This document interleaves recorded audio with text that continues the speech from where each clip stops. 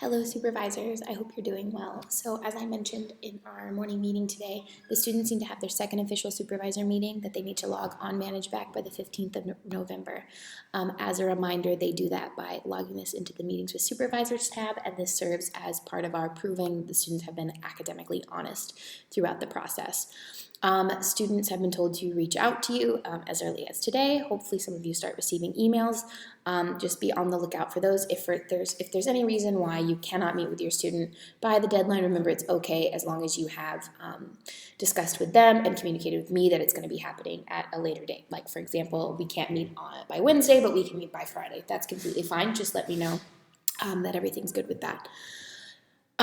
So students have been told and reminded that they needed to be done with the planning section, or mostly done with the planning section of their personal project process by this point.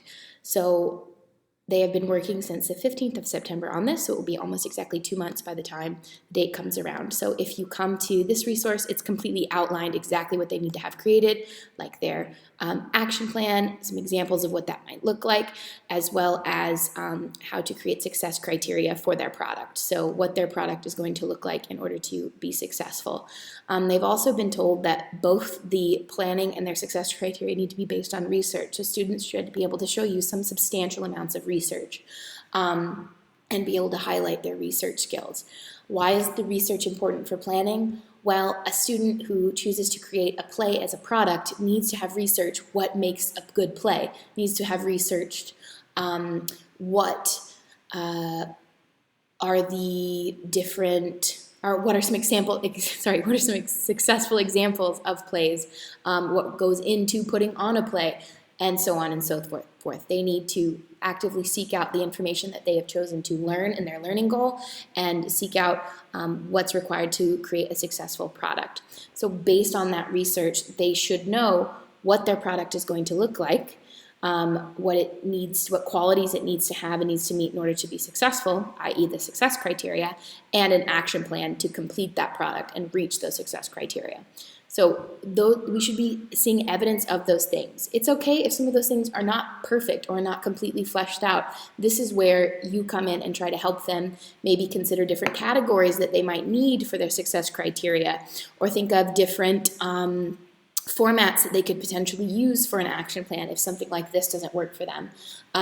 Remember, all of these things here are simply suggestions to students on what could look good, not necessarily requirements of what exactly theirs needs to look like. I've also included a checklist of what should be in their process journal by the end of the planning period. So feel free to have a look through these and to consider have the students demonstrated the success criteria that they need to have, and have they shown a strong action plan. Lastly, I think the most important thing that we should be doing at this stage is checking in on their their process and the quality of their journal entries at this stage.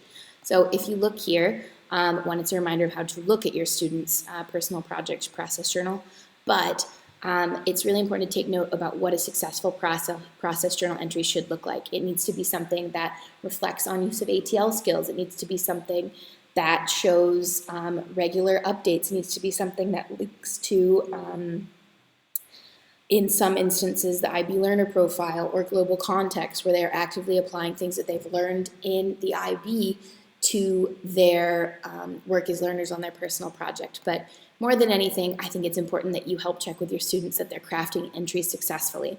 So I have gone over this with them in their own version of this slide, which has a different instructions up here, but this is the same as what they've seen. They need to make sure that their entries are dated, that they have clear titles, and that they would make sense to somebody else. Remember, we're going to use evidence from these process journal entries to write the reports at the end of the process. So these need to be clear, these need to be relatively detailed. We're not talking hundreds of words, but they need to be clear, concise, and reflective.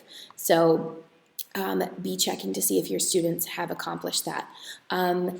Next week, I will be reaching out to you with a survey, a Google form that you can fill in, letting me know how your student's process is going, and I will reach out to their parents in reaction to, you know, however they're doing. So if they're a little bit behind or if they're very behind, we'll be able to update parents and we'll be able to let them know now, while we can still make adjustments before the product is due in January.